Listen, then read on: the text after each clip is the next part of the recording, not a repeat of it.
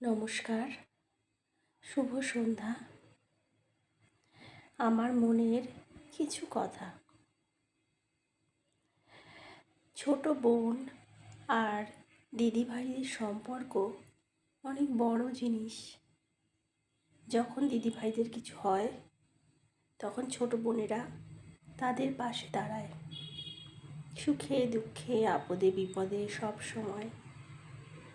তাই যদি কোনো কারণে ছোট বোন বা দিদির সাথে কোনো কিছুতে মনোমালিন্য হয়, তাদের মনোমালিন্যগুলো অনেক সময় আলোচনা করে মিটিয়ে নেওয়াই ভালো। হতেও তো পারে যে কোনো সময় কোনো অসুবিধার কারণে হয়তো ছোট বোন দিদির কাছে কিছু বলেছে। তা যাই হয়ে যাক না কেন, একজন তৃতীয় ব্যক্তির কারণে কখনো ছোট বোন আর দিদির সম্পর্ক কখনো ভেঙে যায় কি?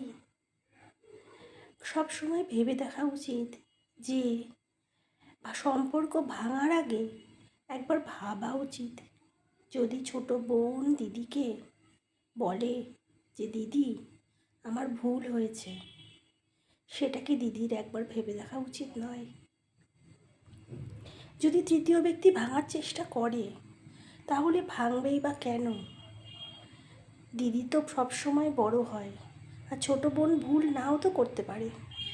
একবার ভেবে দেখা উচিত যে ছোট বোন কি ভুল করেছে, হয়তো ভুল করেনি। তো আমরা যদি মুখোমুখি